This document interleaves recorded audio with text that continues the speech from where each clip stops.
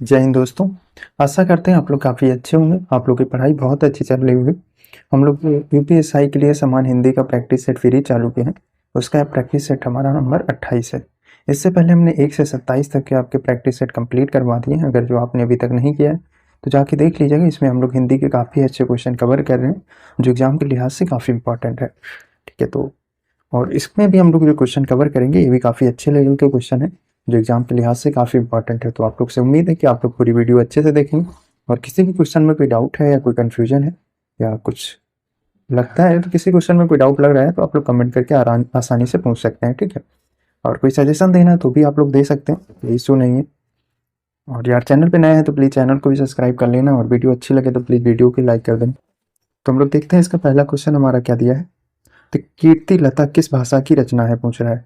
तो कीर्ति लता जो है यह किस भाषा की रचना है हमको बताना है। तो यह जो हो जाएगा हमारा फ्रेंच भाषा की रचना हो जाएगी। ऑप्शन सी में जो इसका दिया हुआ है हमारा राइट आंसर हो जाएगा। और यह जो रचना है आपकी विद्यापति जी की रचना है। ठीक, ये भी इस चीज को भी याद रखना आप लोग, विद्यापति। ठीक, चलो अगला क्वेश्चन हमारा क्या पूछा है। कबीर दास की वाणियों की भाषा कौन सी है। तो इसमें से कबीर दास की वाणियों की भाषा हमको बताना है कौन सी है। तो कबीर दास की जो वाणियों की भाषा है वो हमारी सदुक्कड़ी भाषा है। ठीक है, ऑप्शन ए जो होगा इस क्वेश्चन का राइट आंसर हो जाएगा। अगला क्वेश्चन हमसे क्या पूछा है। मोहि तो मेरे कवित बनावत यह किसकी प्रसिद्ध उक्त है। मोहि तो मेरे कवित बनावत, यह हमको प्रसिद्ध उक्ति बताना है, मतलब किसकी हो जाएगी। ठीक है, तो यह जो है आपकी घनानंद की है। तो ऑप्शन बी जो होगा इस क्वेश्चन का हमारा राइट आंसर हो जाएगा। अगला क्वेश्चन हमसे क्या पूछा है। एक भारतीय आत्मा के नाम से कविता की रचना किसने की है। एक भारतीय आत्मा के नाम से जो है कविता की रचना किसके द्वारा की गई है हमको बताना है। तो माखनलाल चतुर्वेदी के द्वारा की गई है। ऑप्शन सी जो होगा इस क्वेश्चन का राइट आंसर हो जाएगा। प्रगतिशील लेखक संघ का पहला अधिवेशन किस वर्ष हुआ था। तो प्रगतिशील लेखक संघ का जो पहला अधिवेशन हुआ था यह किस वर्ष हुआ था हमको बताना है। तो यह जो हुआ था सन 1936 में हुआ था। ऑप्शन सी जो होगा इस क्वेश्चन का हमारा राइट आंसर हो जाएगा। अगला क्वेश्चन हमसे क्या पूछा है। गंगा मैया उपन्यास के लेखक हैं। गंगा मैया उपन्यास के लेखक कौन है इनमें से हमको बताना है। तो भैरव प्रसाद गुप्त जो है वह इसके लेखक हो जाएंगे। ऑप्शन बी जो होगा इस क्वेश्चन का राइट आंसर हो जाएगा। आगे बढ़ते हैं। अगला क्वेश्चन हमसे क्या पूछा है। ज्ञान राशि के संचित कोश का नाम साहित्य है। यह किसकी प्रसिद्ध उक्ति है। तो यह किसकी प्रसिद्ध उक्ति है हमको बताना है। तो महावीर प्रसाद त्रिवेदी की। ऑप्शन बी जो होगा इस क्वेश्चन का राइट आंसर हो जाएगा। आगे बढ़ते हैं। अगला क्वेश्चन क्या दिया हमारा। अमृतलाल नागर को किस कृत के लिए साहित्य अकादमी पुरस्कार प्राप्त हुआ है। तो इसमें से किस कृत के लिए प्राप्त हुआ है। तो अमृत और विष के लिए जो है इनको कृत प्राप्त हुआ है। ऑप्शन ए जो होगा इसका राइट आंसर हो जाएगा हमारा। चलो आगे बढ़ते हैं। अगला क्वेश्चन क्या दिया है। वरिष्ठ साहित्यकार काशीनाथ सिंह को उनकी कृत रेहन पर रघु के लिए किस सम्मान से सम्मानित किया गया है। तो जो उनकी कृत है रेहन पर रघु, तो इसके लिए जो सम्मानित किया गया है वह किससे इनको सम्मानित किया गया हमको बताना है। तो जो है इनको सम्मानित किया गया वह आपका साहित्य अकादमी पुरस्कार से इनको सम्मानित किया गया। ऑप्शन ए जो होगा इस क्वेश्चन का राइट आंसर हो जाएगा हमारा। आगे बढ़ते हैं। अगला क्वेश्चन क्या दिया हमारा। आरण्य रोदन मुहावरे का अर्थ क्या है। आरण्य रोदन का अर्थ हमको बताना है। इस मुहावरे का अर्थ क्या हो जाएगा। ठीक है, तो व्यर्थ प्रयास करना इस क्वेश्चन का सही आंसर हो जाएगा। मतलब इस मुहावरे का सही अर्थ हो जाएगा आरण्य रोदन मतलब व्यर्थ प्रयास करना, बेकार का प्रयास करना। अगला क्वेश्चन हमसे क्या पूछा है। अस्थाई भावों की संख्या कितनी मानी गई है। तो अस्थाई भावों की संख्या जो है कितनी मानी गई। तो 9 मानी गई। ऑप्शन डी जो होगा इसका राइट आंसर हो जाएगा हमारा। अगला क्वेश्चन क्या दिया है। जहां एक या अनेक वर्णों की एक क्रम में एक ही बार ही आवृत्ति हो वह कौन सा अलंकार कहलाता है। तो वह कौन सा अलंकार कहलाता है हमको बताना है। तो आपका छेका अनुप्रास अलंकार कहलाता है। ऑप्शन डी जो होगा इस क्वेश्चन का राइट आंसर हो जाएगा हमारा। चल आगे बढ़ते हैं। अगला क्वेश्चन क्या है हमारा। अनुच्छेद पढ़कर प्रश्न संख्या 13, 14 और 15 के सही जवाब का चुनाव करना है हमको। तो मोबाइल फोन के एक नहीं अनेक लाभ हैं। मोबाइल फोन के प्रयोग से निजी जिंदगी के साथ साथ व्यापार के क्षेत्र में व्यापक वृद्धि हुई है। आप अपने मोबाइल फोन के माध्यम से कहीं भी रहकर अपने कार्यों को पूरा कर सकते हैं। इसे हर समय अपने साथ रख पाने के कारण हर समय लोगों के संपर्क में रहते हैं। मोबाइल फोन में अनेक लाभों के साथ कुछ हानियां भी हैं। जहां यह सुखद है वहीं दुखद भी है। जैसे आप यदि कुछ कुछ समय एकांत में बिताना चाहते हैं तो मोबाइल फ़ोन उसमें खलल डाल सकता है। कई बार तो आप बहुत व्यस्त होते हैं और मोबाइल फ़ोन के कारण व्यवधान पड़ जाता है, अर्थात मोबाइल फ़ोन का हर वक्त साथ रहना जहाँ लाभकारी है वहीं यह परेशानी का कारण भी बन जाता है। लेकिन हर सिक्के के दो पहलू होते हैं, अगर हमें मोबाइल फ़ोन के लाभ उठाने हैं तो कुछ परेशानियाँ भी उठानी पड़ेंगी। वैसे मोबाइल फ़ोन के प्रयोग से हमें लाभ ही अधिक है, बस हमें इसके प्रयोग में कुछ सावधानियां अवश्य बरतनी चाहिए। तो हमको बताना है, इससे जो क्वेश्चन पूछे गए हैं वो हमें देखने हैं क्या पूछा गया। तो कार्य के संदर्भ में मोबाइल फ़ोन की उपयोगिता है, तो इसका जो सही आंसर होगा हमारा क्या होगा, कहीं भी रहकर कार्य पूरा कर सकना, यही जो है इसकी मुख्य मतलब उद्देश्यता है या उपयोगिता है। तो ऑप्शन ए जो होगा इसका राइट आंसर हो जाएगा हमारा। मोबाइल फ़ोन जहाँ सुखद है वहीं क्या है, दुखद है, दुखद भी है। तो इसका देखो जो सही आंसर हो जाएगा वो हमारा सी ऑप्शन हो जाएगा। ठीक, व्यस्तता की स्थिति में मोबाइल फ़ोन के कारण क्या हो जाता है, तो क्या हो जाता है, तो व्यवधान उत्पन्न हो जाता है। ऑप्शन डी जो होगा इसका राइट आंसर हो जाएगा हमारा। आगे बढ़ते हैं, अगला क्वेश्चन क्या दिया है, निम्नलिखित कथनों में से कौन सा सही नहीं है, तो इनमें से कौन सा सही नहीं है हमको बताना है। ठीक है, तो पहले ऑप्शन में क्या दिया हमारा, असमिया उड़िया का विकास मगधी अपभ्रंश से नहीं हुआ है। ठीक है, सेकंड में हमारा क्या दिया है, अवधी और बघेली बोली का विकास पूर्वी हिंदी से हुआ है, तो यह पूर्वी हिंदी से नहीं हुआ है, तो यह आपका गलत हो जाएगा।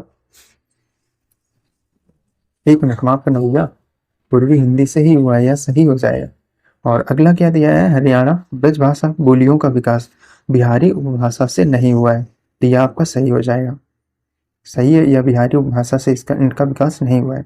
अगला क्या है हमारा, पूर्वी हिंदी का विकास अर्धमगधी अपभ्रंश से हुआ है, ये भी सही हो जाएगा। अब हमको बताना क्या है, सही नहीं है अर्थात गलत बताना। तो असमिया उड़िया का विकास मगधी अपभ्रंश से हुआ है, नहीं हुआ है, तो यह जो है आपका इसका मगधी अपभ्रंश से हुआ है, तो इसका जो सही आंसर हो जाएगा ऑप्शन ए हो जाएगा हमारा। ठीक है, आगे बढ़ते हैं, अगला क्वेश्चन क्या दिया है, चूंकि के साथ आने वाला दूसरा उपवाक्य इनमें से किससे शुरू होता है, तो इसमें से किससे शुरू होता है हमको बताना है। तो इसका देखो जो सही आंसर होगा हमारा, इसलिए जो है इससे शुरू होता है, ऑप्शन बी जो होगा राइट आंसर हो जाएगा। अगला क्वेश्चन क्या दिया है, मास कंजप्शन का हिंदी पर्याय कौन सा है, तो मास कंजम्पशन का इसमें हिंदी पर्याय हमको बताना है क्या हो जाएगा, तो व्यापक उपभोग जो है इसका हिंदी पर्याय हो जाएगा, ऑप्शन सी जो होगा इसका राइट आंसर हो जाएगा। कवि का स्त्रीलिंग इनमें से क्या है हमको बताना है, तो कवि का स्त्रीलिंग क्या हो जाता है हमको बताना है, तो कवि का क्या हो जाता है, कवयात्री, ऑप्शन बी में जो दिया है इसका राइट आंसर हो जाएगा हमारा। समास विग्रह और उनके भेद की जानकारी दे रहे प्रस्तुत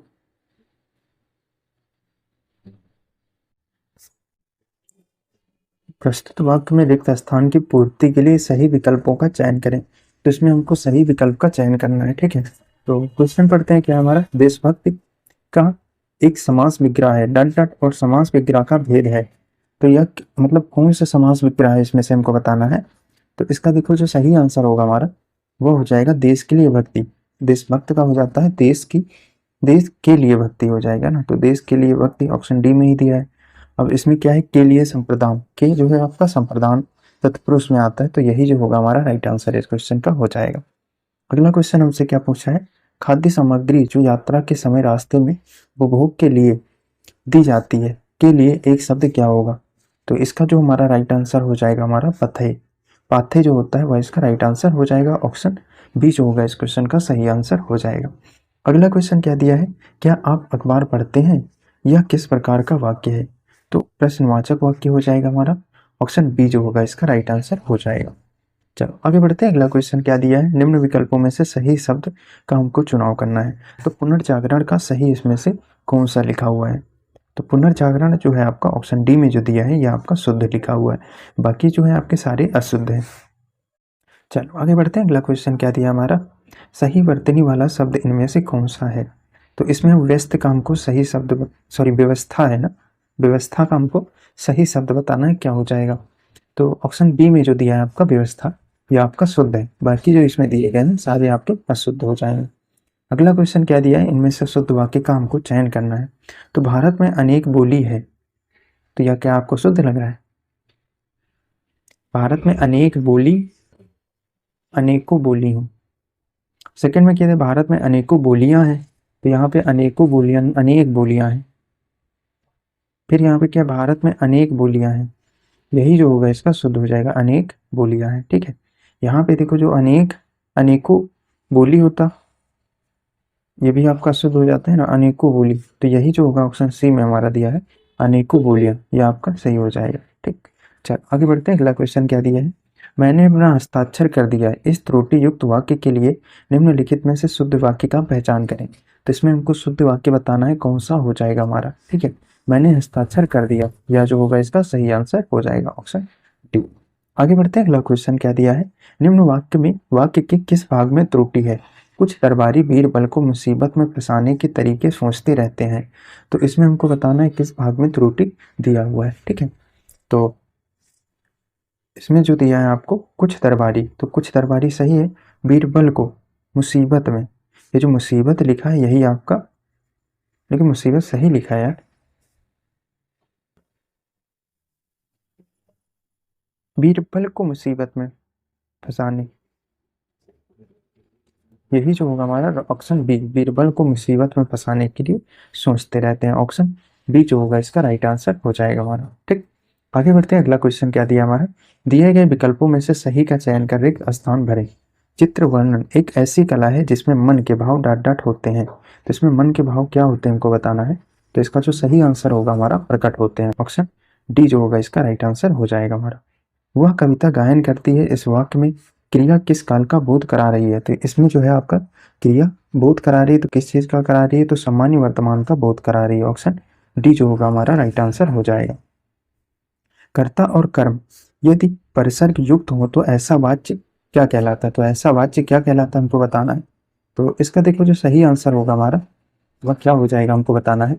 तो क्रमवाच्य हो जाएगा, ऑप्शन ए जो होगा इसका राइट आंसर हो जाएगा हमारा। ठीक है, आगे बढ़ते हैं। आह तुम्हें पाकर कितना आनंद आ रहा है, इस वाक्य में उचित विराम चिन्ह कौन सा होगा हमको बताना है। तो आह में जो है आपका आह यहाँ पर विस्मय बोधक चिन्ह हो जाएगा, विस्मयादि बोधक चिन्ह जो होगा इसका सही आंसर हो जाएगा।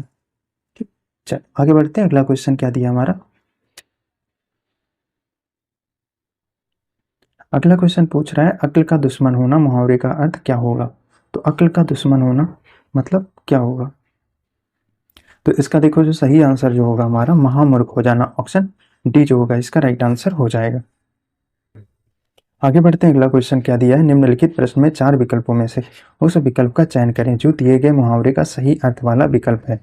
तो गीदड़ भभकी जो होता है इसका हमको सही अर्थ बताना है, क्या हो जाएगा। ठीक है, तो पूरी धमकी देना, यही जो होगा इसका राइट आंसर हो जाएगा, ऑप्शन ए। आगे बढ़ते हैं। अगला क्वेश्चन क्या दिया है, आग पर पानी डालना मुहावरे का अर्थ क्या है। तो आग पर पानी डालना इस मुहावरे का क्या अर्थ हो जाएगा हमको बताना है। तो झगड़ा मिटाना जो है इसका राइट आंसर हो जाएगा, ऑप्शन ए जो होगा राइट आंसर हो जाएगा। कांट की हांडी बार बार नहीं चढ़ती, इस वाक्य का अर्थ क्या है हमको बताना है। तो छल का, इसमें क्या दिया है, छल कपट का व्यवहार हमेशा नहीं चलता है, यही मेरे हिसाब से इसका सही आंसर हो जाएगा, है ना, ऑप्शन सी जो होगा इसका राइट आंसर हो जाएगा।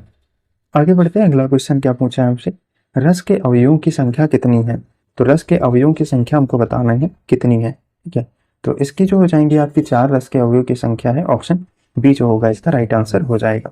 रोला और उल्लास से मिलकर कौन सा छंद बनता है। तो इसमें से कौन सा छंद बनता है हमको बताना है।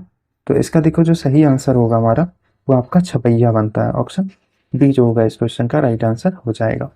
जहाँ एक ही वर्ण की बार बार आवृत्ति होती है वहां पर कौन सा अलंकार होता है। तो वहां पर कौन सा अलंकार प्रयोग किया होता है हमको बताना है। तो जहां पर एक ही वर्ण की बार बार आवृत्ति होती है मतलब दोहराया जाता है वहां पर आपका अनुप्रास अलंकार होता है, ऑप्शन बी जो होगा इस क्वेश्चन का राइट आंसर हो जाएगा।